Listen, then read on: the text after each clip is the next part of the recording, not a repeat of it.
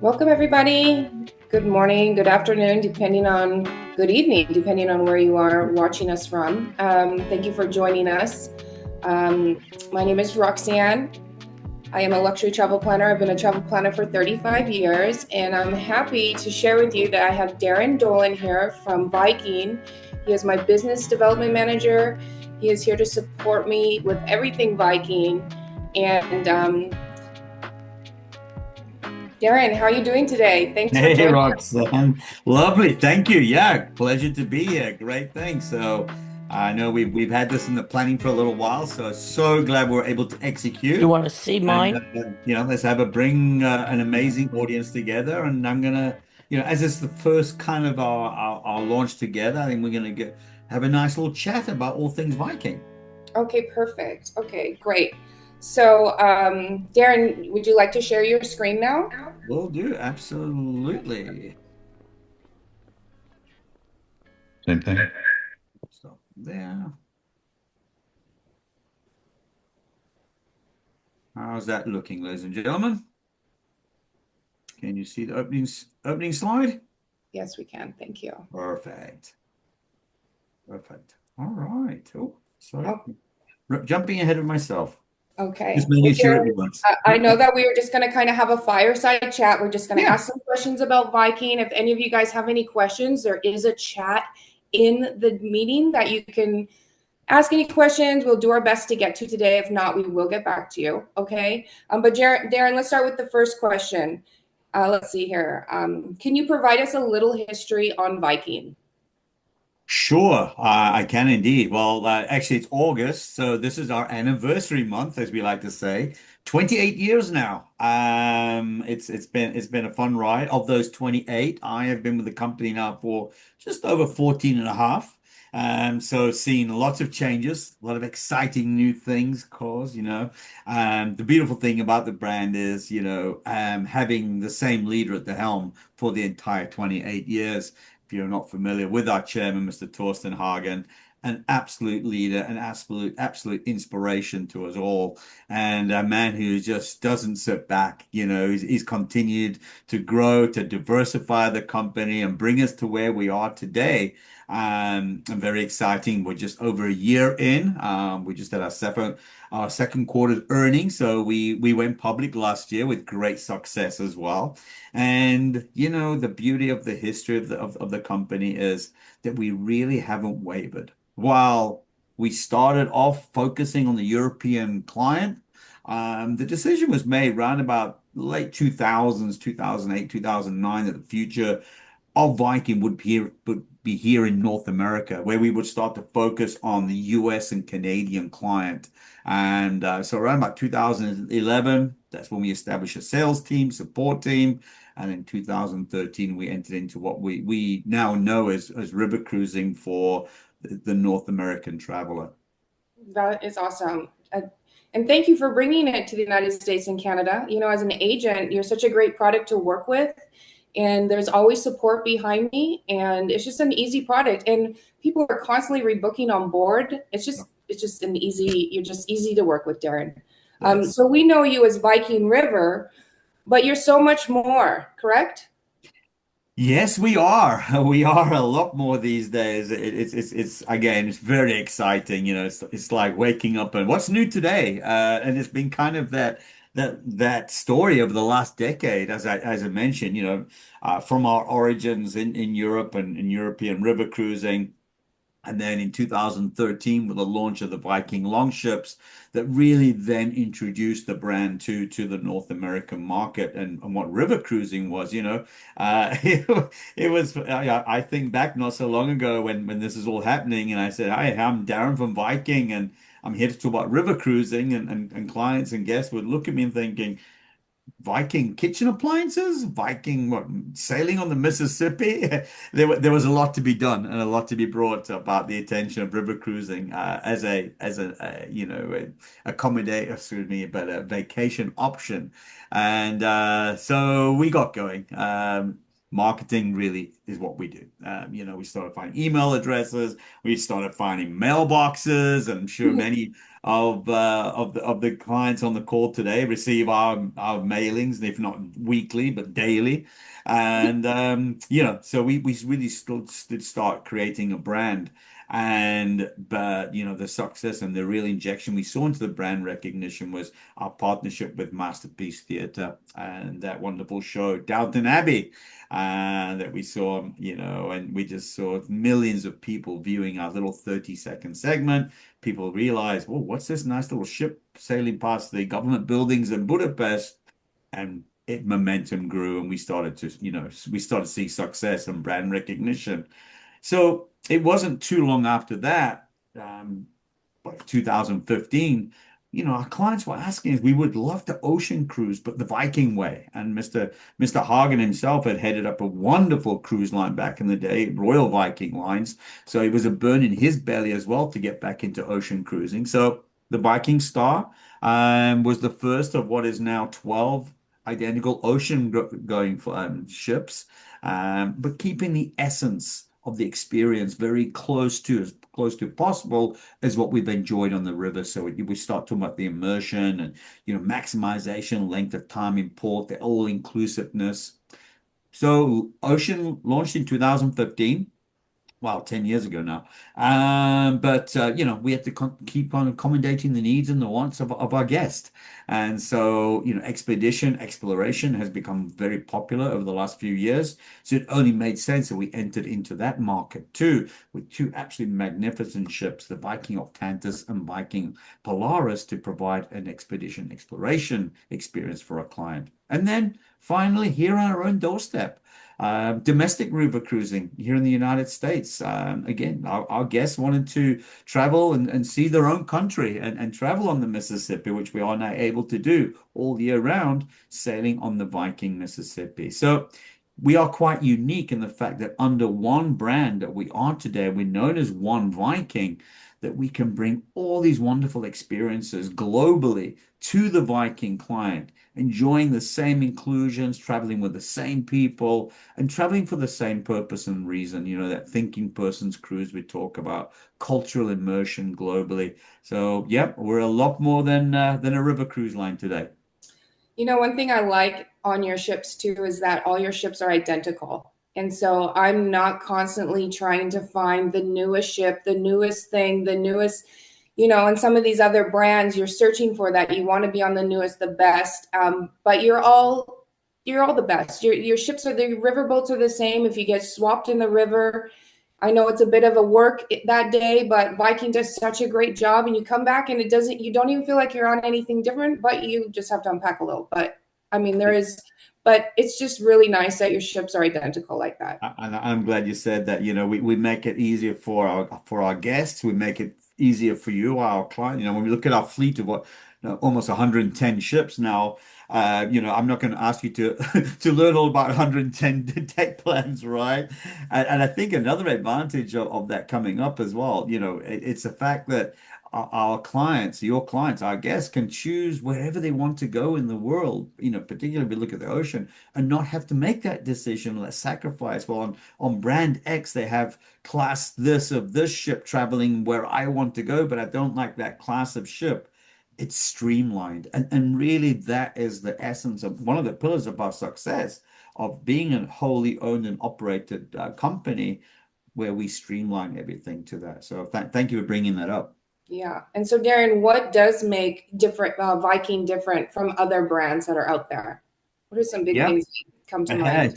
It's interesting, isn't it? I mean, I spend my life and my job primarily, as you well know, Roxane, having worked with you for many years, is my role is to support our travel partners, right? And to provide support, to provide education, keeping you up to date with everything that's happening. And your role as an advisor is a lot more challenging than mine is. I have one brand to take care of. You have many.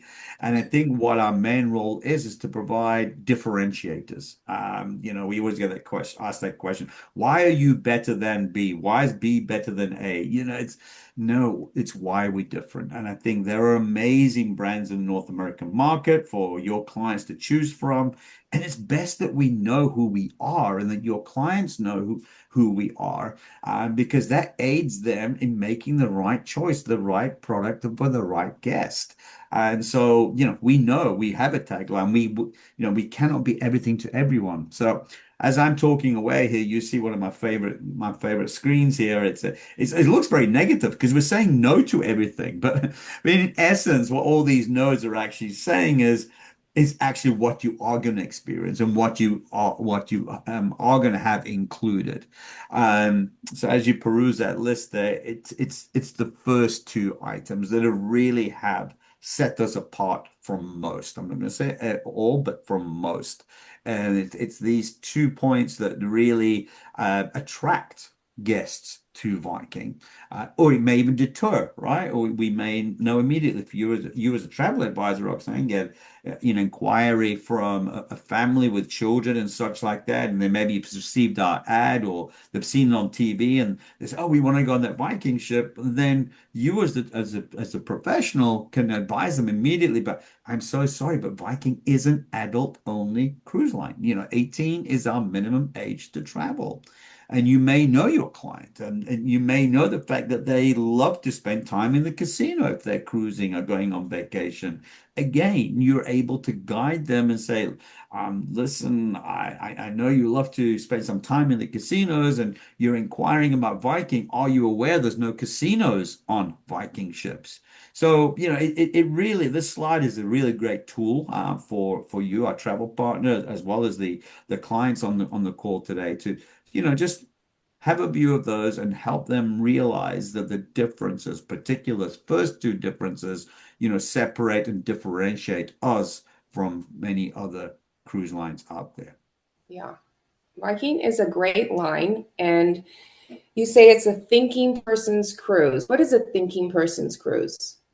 Yes, this little phrase came out, well, probably not as politically correct as it was meant to have been. Back in a conference, I want to say around about 10 years ago. Again, Mr. Hagen was at a trade conference on a panel, and he alluded to the fact, and from the comment that he made, we polished it nicely to saying Viking, it's the thinking person's cruise.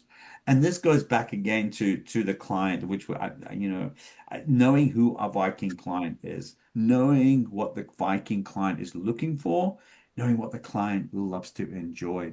And what we've seen over the years with all our comments we receive back and the participation in our experiences, our tours, our optional tours and such is this ever-growing demand, ever-growing participation in these really rich cultural immersion experiences. I think back to my first cruise line, in my first river cruise, being there in Passau and just getting off the ship and so excited, and then stepping into Passau and just saying, well, there's St. Stephen's and here's the theater and here's this town square, and feel free to look around. It was very bare bones, very basic. And we knew in order for us, as we focus on the North American traveler, that we're going to have to provide a lot more than that and got more in depth. Our chairman's daughter, Miss Karina Hagen, who you see on many of our TV commercials, and she narrates a lot of our stuff. She has actually taken on what we now call the Viking way. And I think the Viking way is the great indicator of the thinking person's cruise. We're not just merely going to places and cities and seeing the churches and seeing the museum, which we are, but we are providing a lot more in depth. The Viking way, as you'll see in the screen, is with experiences that dedicates the experience to the real concentration or the real needs and wants and interests of the Viking client.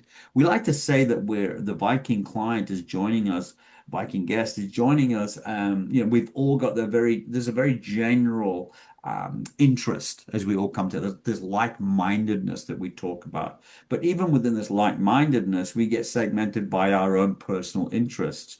So the Viking way was introduced in a way to satisfy those interests. What we actually sometimes see is married couples joining us, and we could be, on a tour in a city, and their interests could differ. And then we'll see, the husband may go off to see, to experience his tour, and the wife may have interest in something else, and off she goes to do something different. Come back at the end of the evening, everybody's had fun, and everybody's had, their curiosity of the interest, fulfilled. So the local life, working world, and privilege access.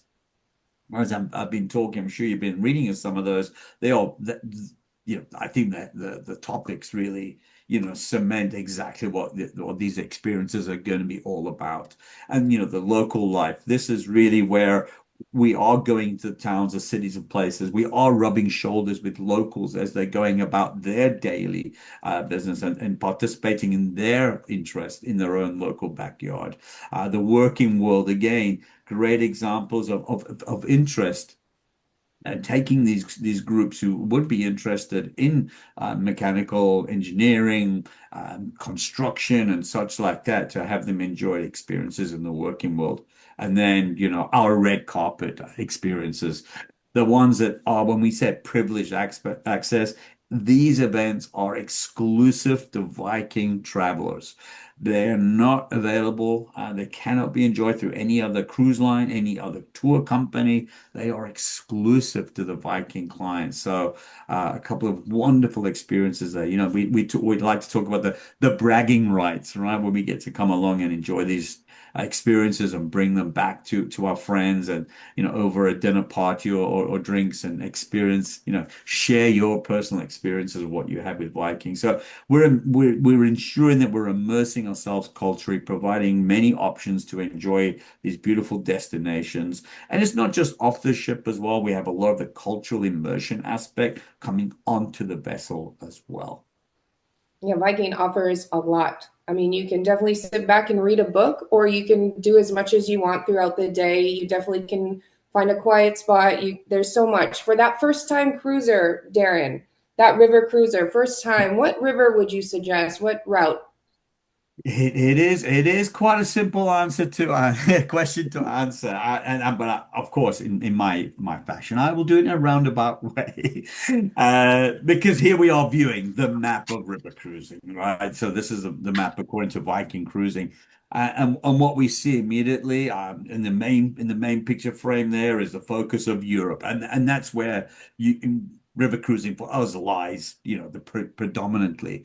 And even more so when if you look at the ports of call and the towns and cities, they're so dense there in Central Europe, right? When we start looking at the countries of Netherlands, Germany, France, Switzerland, Austria, of course, Hungary as well. They're really concentrated in these regions, and for good reason. I would say a good 70% of the river cruise experiences will be had in these countries, and predominantly on three rivers: the rivers of the Rhine, the Main, and the Danube. And for the first time river cruiser, the question we ask back is, wonderful, you want to come river cruise for the first time, how long would you like to go? And the answer is pretty basic. You have two options. Am I going for a week? Am I going for 2 weeks? It's 8 days, 15 days, semantics, but that basically 1 week or 2 weeks. And from that answer, we can then determine and provide guidance of where we see the trends. Of course, we have all the details. We have all the data that shows the buying and the patterns of first-time cruisers to repeat cruisers. And it's there. It's normally on those three rivers, the Rhine, Main, Danube. But the next slide will give us a few more, in-depth ideas on those itineraries. But we are not just locked into those three itineraries. It's just that they are more popular for the first time, second time river cruiser. Because if we look at this map and venture a little bit westward, we're going to come into France. And France is an amazing country to accommodate river cruising with several options. Whether we're in Paris and we're enjoying the round trip Paris on the Seine River up to the beaches of Normandy, a beautiful 8-day itinerary. Or maybe it's the allure of the Provence region, sailing from Avignon to Lyon, or Lyon to Avignon, down in the southern reaches of France, so the wonderful Chateauneuf de Pape wine region, and just the stunning Rhone Valley itself. I I know just, you most likely love the wine region, Darren. yes, I I know. was sure. Yeah, you definitely love the wine. And you choose always a great bottle when you dine with Darren Dolan. People have asked me, Roxane, does it matter which way you go up the river? Do you go upstream, downstream? And as an Ah, agent, I've always actually been more, um, I like flying into a bigger airport first. So if it's Amsterdam to Basel, I like the Amsterdam option because if you're coming in on a cruise, I just like the bigger airport. I like just if something goes wrong, there's just more options. So for me, when I see a cruise start in one city and end in another, London to Bergen, I like flying into London first. It's just more options. Yeah, you can have problems out of Bergen too, but going home from a vacation, I feel like I'll take those odds first, then arrive into Basel. But what are your thoughts of going up and down the river on the current? yeah, and you brought a really good point there. I think it's more important to get to your vacation than just to get home. So just to echo that point, people do ask that, we get asked the question, is it faster uphill? Is it faster downhill? I know it's upstream, downstream. It is quite funny, but what guests come to find out immediately is, the control of the rivers by means of locks. So basically, regardless of the direction you're going in, you are going to be your motion and your destination is monitored by the lock, or managed Yeah. by the lock system. So like for instance, we have scenic sailing on every itinerary that we offer, right? So that would either mean if you're heading north to south, let's take the Rhine getaway, for instance, and we're traveling from Amsterdam to Basel, and that basically then you're going to begin in the morning and you're going to enjoy the scenic sailing in the afternoon, predominantly in the afternoon. Whereas if you were coming from south to north, you would have enjoyed that in the morning. It really does not matter. You brought up a great point there regarding flights. I think that is more important than the actual cruise direction. Sometimes people like to go as far west as possible. So that will then ensure that when they come home, let's say we're doing the Grand European, Budapest to Amsterdam, then they've flown all the way west to Budapest. So when they've completed the 15-day journey, they're ending in Amsterdam, the proximity to flying home is much shorter. So It is a bit of a personal choice, but it's just something to yeah, talk about and just something that I bring as an advisor, just yeah, sharing with people things to think about that they don't sometimes. But thanks, exactly. Sarah. Yeah. Because as you mentioned, round trip in river cruising is extremely rare. Paris round trip comes to mind, but Right. besides that, predominantly not much, So yeah, as you can see by this map, we have it all covered from Europe to Western Europe to Portugal, and then the little inserts there. We're going to look at a little bit closer. But you asked the question, and these are the three core itineraries that we see first time guests or second time guests coming to join us. And that question again that I alluded to, if it's 2 weeks, I don't hesitate. I don't wait. I say, if you've never river cruised before, you want to go for 2 weeks, Grand European, hands down. Because that's going to incorporate the Northern Rhine. It's going to include the Main River, and then that links then to the Danube. So you really are getting three of those amazing waterways in 1 2 week experience. But if you're out there looking to experience river cruising for the first time, you maybe don't want to commit too much time. You want to test the waters, so to speak. You cannot go wrong with the Rhine Getaway or Romantic Danube, because both those itineraries are including everything that you have to associate with river cruising within that short period of time. Traveling through 4 or 5 countries, not just the countries we're going through, but the regions are going to vary. We're going to experience an array of ports of call, from major cities, capital cities, to small towns and villages. And I also spoke about scenic sailing. Scenic sailing is enjoyed on all itineraries that we offer as well. I think one of the nuances, especially first to river cruise, compared to ocean, we must keep in mind is how immersive river cruising is and how much time is actually spent off the ship. When you look at it, the ship is your floating hotel where we're going to have, sleep, change for the next day, enjoy some wonderful meals and some light entertainment on board. And then the next morning, we're the next port of call and we're off touring again. So I think that's really important to keep in mind when we are, looking at the river cruise experience. Okay, well, I saw your slide, and I was going to ask you, besides Europe, where else is Viking? Where else will we see Viking globally? Yeah, globally, absolutely, and we are experiencing more global expansion as we speak. And these itineraries that we look at here really are ideal for those guests who've checked the buckets, right? They've done the Rhine, they've done the Danube, they may have done Portugal and France. Now they were looking to, fly further afield to really, be curious and to check off maybe bucket lists and immerse themselves in some magnificent places.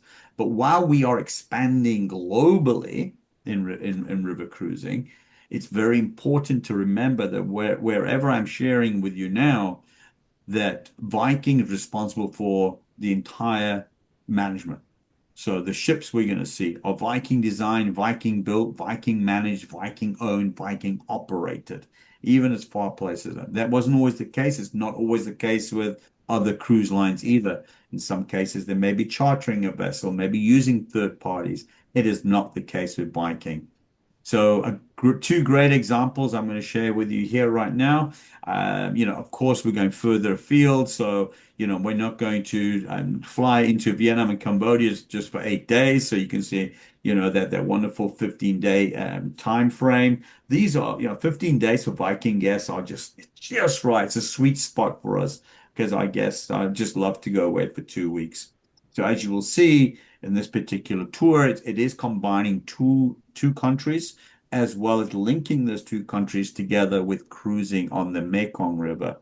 We call these itineraries cruise tours, and again, everything you see on this map here it's part of the booked product of the Magnificent Mekong. These are not pre and post. Pre and post can be added to everything else, but these cruise tours are curated in a way that they will incorporate inter-country flights, motor coach tours, and of course, always the cruise sector.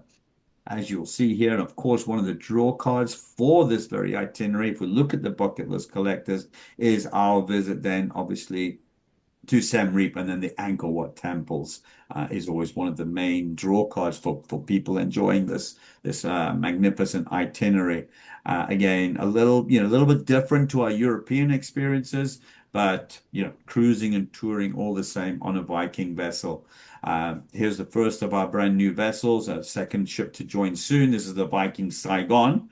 Now, you may look at these as we're going to look at river cruise ships shortly in Europe. They do differ from our European vessels. These magnificent vessels.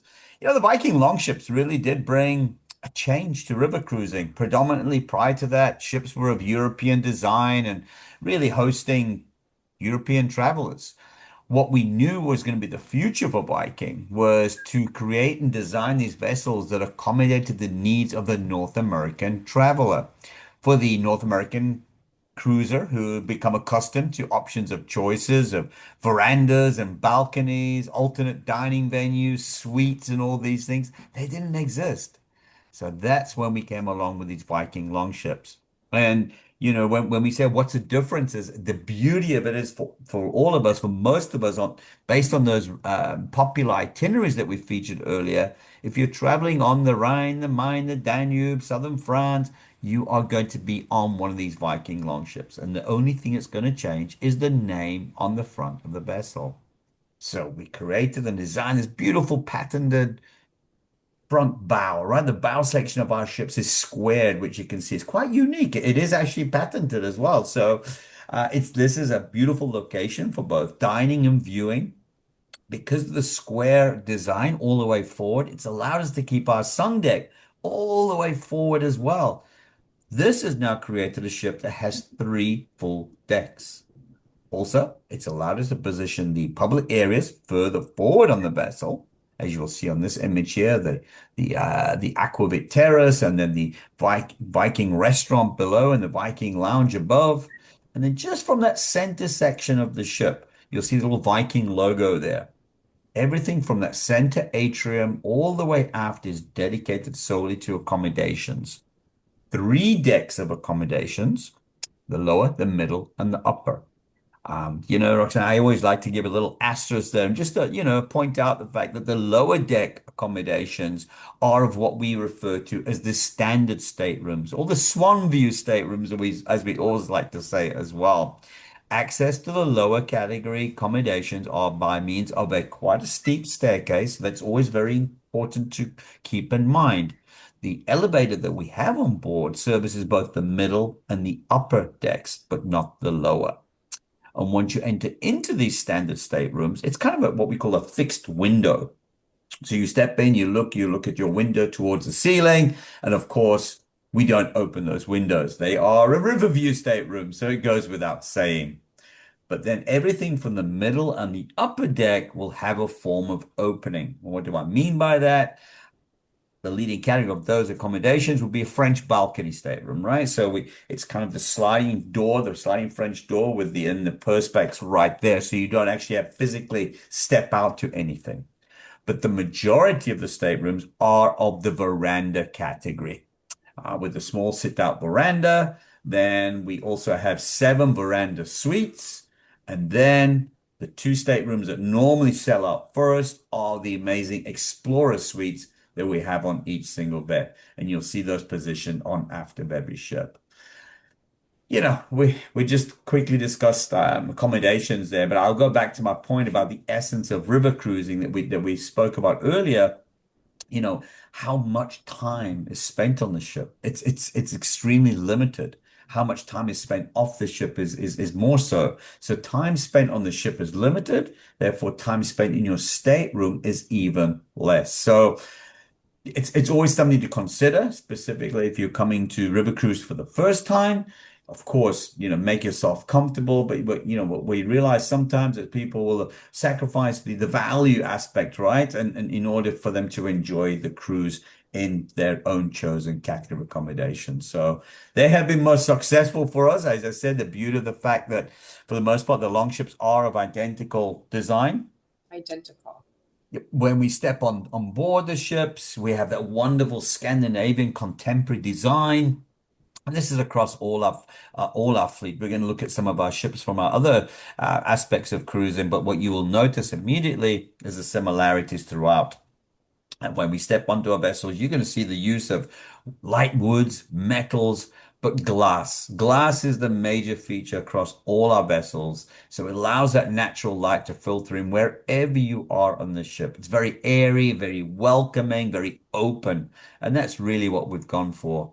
This is a beautiful view of the Aquavit Terrace that we spoke about, the alternate dining and viewing area. And just this magnificent place to enjoy of course, when weather is kind. And Roxanne, I chose a veranda suite here just as an example to share the aesthetics and the furnishings that we use throughout the vessel. Of course, the accommodations vary in size, as of course, but this has to be my personal favorite category of accommodation. Stepping into the veranda suite, and suite by definition, an accommodation that has 2 separate rooms. We have the separate living room here and the bedroom, and just off the chair there in the living room, you can see the sliding door that leads out to the step-up veranda. And on the bedroom side, then you'd have the sliding French door. But you'll see the same feel, the same furnishings throughout all categories. So, Darren, tell us, how does ocean cruising differ from the river ship? Yes, absolutely. And again, I think as we entered into the realm of ocean cruising, not much should differ because again, we spoke about that one Viking, right? And we created and we opened up ocean cruising as a result of the demand and the request of the Viking river cruiser wanting to ocean cruise the Viking way, the way in which they'd enjoyed river cruising. How could we bring that to ocean cruising? All the same inclusions, the same concept of maximizing length of time that we spoke about in river cruising. So when you see our itineraries, they are destination rich, right? Itineraries are very limited days at sea, but maximizing length of time in port and keeping that small ship feel as well. While our ocean ships, of course, are carrying many more passengers, within the industry, we are still considered, and found ourselves in the small ship or medium ship category. So you're looking at 930 guests, under 1,000 guests for all our ships. But just as we just spoke about our river ships, we've done the same thing with our ocean fleet, and that's keeping them identical. The beauty of that is we'll look at when we get to the itineraries, what we operate, because I think there's a secret success to having these ships identical globally. When we do look at the vessel, of course, on ocean ships, there's so much more we can include and incorporate, right? But we've done exactly the same with the accommodations. We provide a broad array of accommodations for our guests to choose from. Their choice is based again on square footage, on value, on budget, of course. But the difference here on the ocean vessels, the minimum leading category would be a balcony stateroom. So everybody is going to at the very least have a sit-out veranda, which is wonderful to enjoy. Dining, for instance, whereas on the river ships, we have the main restaurant and then the aquavit, lounge and terrace. Here on the ocean vessels, there's 8 different opportunities to dine, one of which is a 24-hour room service with an amazing array of options to choose from. Of course, we have our main restaurant. Then we have one of my favorite places to eat is actually the World Cafe, which is kind of this open dining experience where we see the interactive chefs creating the dishes in front of you and then being able to choose from an array of different foods from across the world. And then, of course, the specialty dining, our Italian bistro, Manfredi's, and then that wonderful experience of paired wine dining at the chef's table, where we have this wonderful revolving menu that after every 3 days would change then into a different experience of a different region of the world. But each and every time we're enjoying these dining experiences, they are paired with wines that our sommelier and their team seem suitable and enjoyable together.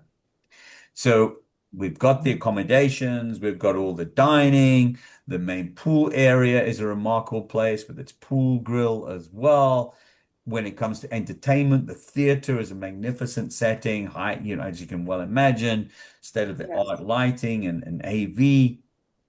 Darren, you got all the fun at the front. Yeah, and you get all the food at the aft. Okay, that's one thing I learned when I was on the Viking Orion. Yes, all the fun at the front. So that's really awesome. So where do these ocean ships go, Darren? Yeah, absolutely. So as again, just to run through, we said, yeah, no, I just want to share the similarities, right, with what we see on the river ships. There's the atrium as a great example. While it's not identical, we have that same feel, that same fuse, of the use of the glass. See the main pool area with its retractable roof. Every chair on the Viking Oceans are squared so men can hang their jackets. That's a really nice touch. It's a very Scandinavian touch, straight lines, as we like to say. Yeah. And again, and thank you for asking where we go. It's quite simple. This map shows us. There's not many places in the world that we are not going to.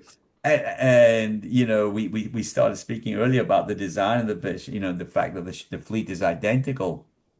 One of the luxuries that Viking clients have compared to other cruise lines is the fact with us having an identical fleet, we can position these ships globally and seasonally without the guest having to sacrifice the destination for the class of ship, right? So it doesn't matter if they're in Australia, New Zealand, they're going to be on the same ship that's operating up in Northern Europe. So I think that's again another one of those pillars of success. And as we see our fleet growing from 12 to 13 and adding a ship each year now until 2020, 2030, yeah, we're just expanding on that opportunity. So Southeast Asia, of course, Mediterranean, dedicating ships to 8 to 24-day sailings, whether it's the Eastern Med, the Western Med, the Quiet Med, Roxanne. That's become a very popular trend that we are seeing, particularly with the Viking client, you know, sometimes has the luxury of being able to cruise when they would like, and keeping these ships in the Mediterranean all year round really Right. provides a quite a unique experience. But of Absolutely. course, yeah, the world is our oyster, so to speak. And as this map dictates, you know, that there is that we are everywhere, whether it's in Northern Europe, in the fjords, or going up to the North Cape, into the Arctic Yeah, Circle. you've even grown into expedition cruising. I mean, that's great.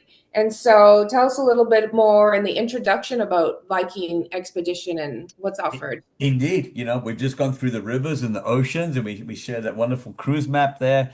Well, there was something missing, and that was, you know, having this growing trend in the industry of folks wanting to enjoy expedition and exploration.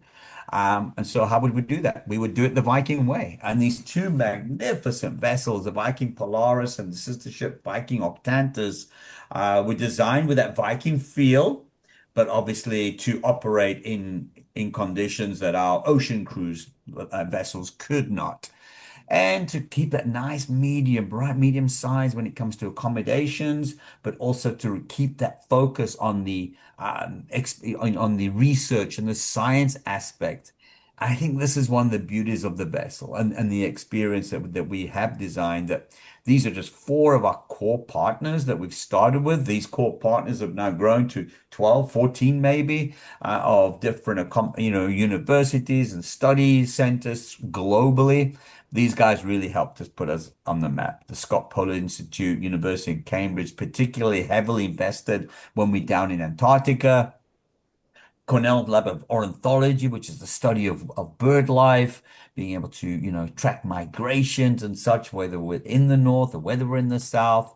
And the opportunity for the guests to enjoy, you know, going up with with our friends at NOAA onto the deck and letting up weather balloons to share, you know, the climatic information that we disperse globally to other meteorological centers across the world. And it wouldn't be expedition exploration if we didn't have the toys. And of course, we have an array of vessels that really enhance the experience for the guest, from the fleet of Zodiacs to the kayaks, to the special operations boats that we have, and of course, the two yellow submarines that we have on each vessel, when conditions and location allows for the guests to actually, you know, immerse themselves, it's literally figuratively, to the ocean floors and discover and see in just a stunning way. But even with the submarines, if their guests aren't going down them physically themselves, whatever they are seeing and experience down in the ocean floor, these images are piped back to the ship, so we can still enjoy that whether you're actually not physically there. And of course, the accommodations, just to, you know, enhance and couple that science research aspect. That tagline comes up again, discovering the world in comfort. And of course, our accommodations allow us to do so. But a little bit different, right? Because we Yeah. don't actually have sit-out verandas on these vessels. So what we created was this Nordic balcony, which here's a great example as we look at the Nordic Junior Suite. As you can see, the carpeting becomes paneling, and then the seating availability, and just the click of a switch, that top section of the window would lower, and then you can kind of enjoy, obviously, when conditions allow, to kind of enjoy this al fresco feel within your stateroom. Yeah, well, these expedition ships, they're beautiful ships. And, when you think of the expedition, you think Antarctica, you think of Arctic, but these ships are moving. So what other regions are we going to see with these ships? Yeah, absolutely. I think to for your introduction there, Antarctica. Our minds go to Antarctica immediately, right? When we think of expedition, exploration, and of course, this is seasonal, and we have both ships down there for the summertime and spring and summer down in the southern hemisphere, offering this wonderful, let's again semantics, 13-day, 2-week experience, flying our guests down to Buenos Aires, and then the charter flight taking us down to Ushuaia, and then the next 2 days crossing Drake's Passage, where we do all our education, preparation, making sure our equipment's all good and ready. And then when we enter into the Antarctic region, that's when you see the itinerary goes from it kind of says day 3 to day 10, with no, it just says Antarctica. Because once we're down there, we're going to allow nature and the scientists and the professionals and those people actually stationed down there on those regions, listening to other ships, ensuring that the weather conditions. So that's all these come into factor when we're down in the Antarctic to curate this amazing Antarctic experience at its best for our guests. And the conclusion that we would then head back to Ushuaia. And then, so as I mentioned, though, this is seasonal, right? We want to get out before it gets too cold and too frozen. Both vessels will make their way northwards. One ship going up the west coast of South America, the other up the east coast of South America. The one from the west side would then come through the Panama Canal, and then we enter into North American waters. Now, these ships were built in such a unique fashion that it allows us to come up the eastern seaboard into New York, and that, oddly enough, is where expedition experience starts in the north. Nobody would associate New York, right, with expedition cruising, but it is for us because from New York, these two vessels are going to make their way up the northern seaboard, down through the St. Lawrence Seaway. But these ships can actually access and surpass through the shipping locks of North American waterways. And where does that bring us into? It brings us into the Great Lakes. And yet we may not be seeing icebergs and penguins and polar bears. We are still continuing with that science research aspect that we would have in the south, in Antarctica. We have a wonderful array of itineraries from a series of 8 days. It would take us from Toronto to Milwaukee, from Milwaukee back up into Thunder Bay, and then Thunder Bay back down to Milwaukee. So we're often kind of this circular 8-day programs. Or alternatively, we have this wonderful, here we go again, this 2-week sweet spot, the 15 days Great Lakes collection that's taken the best of all those 8-day itineraries and combined them into one single cruise. But we're very excited at this very moment. It's been our inaugural season that one of the ships would leave the Great Lakes, go back up the St. Lawrence Seaway into the northwest quadrant of the Atlantic, and then enter into the Arctic by means of making Nuuk, Greenland. I just love the name of Nuuk, and having that as our home port up there in Greenland, which then gives us access all the way in northwards of the Arctic Circle, all the way into Baffin Bay, Beechy Isle, and we go as far as north as weather conditions will allow us to do. I've been seeing some stunning images coming back of polar bears and, like spring ice that our ships are registered to enter through. It's been absolutely, everything I've seen has just been absolutely stunning. So, sometimes our guests don't want to travel all the way down to Antarctica to experience expedition cruising. So they can enjoy it on their own backyard here in the Great Lakes, or venture a little closer to home into the Arctic Circle by means of these two magnificent vessels. Well, Darren, that's been a lot of great information. Thank you so much for spending your afternoon with me and sharing with everybody. And I was just going to ask you, do we have any promotions we can share with? Viking is really good with promotions. So, Darren, what you got for us? We do, and really wonderful opportunities for folks joining us in today's presentation. I can't believe we're talking, September already, but we really do have two wonderful opportunities here for guests to really embark upon and enjoy the value that we're providing with these two promotions in our summer sale.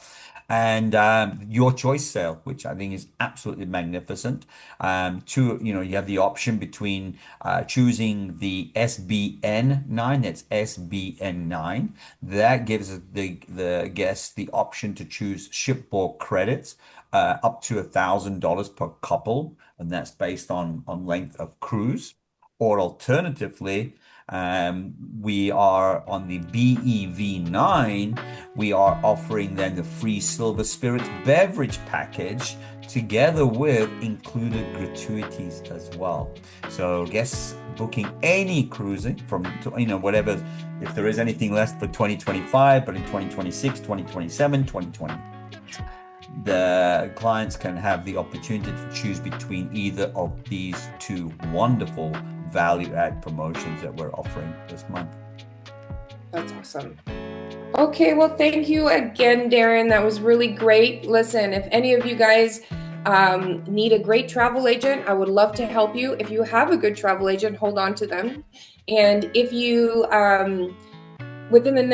for the month of September, I am also offering an onboard credit for everybody that would like to book with me. And you can give me the onboard credit code as Roxy09, and I will be here to support you with that. And I would love to speak to anybody that would need assistance on either river, ocean, or expedition, or the Mississippi. And thank you again, Darren, for spending your afternoon with me. Absolute pleasure as always, Roxane. You mentioned something very important there, to be making use of travel advisors, travel professionals. And I know you and I have got a great rapport, a great relationship. We've known each other for many, many years. And anybody booking through you are in great, great hands, I can assure you. Thank you, Darren. Pleasure indeed.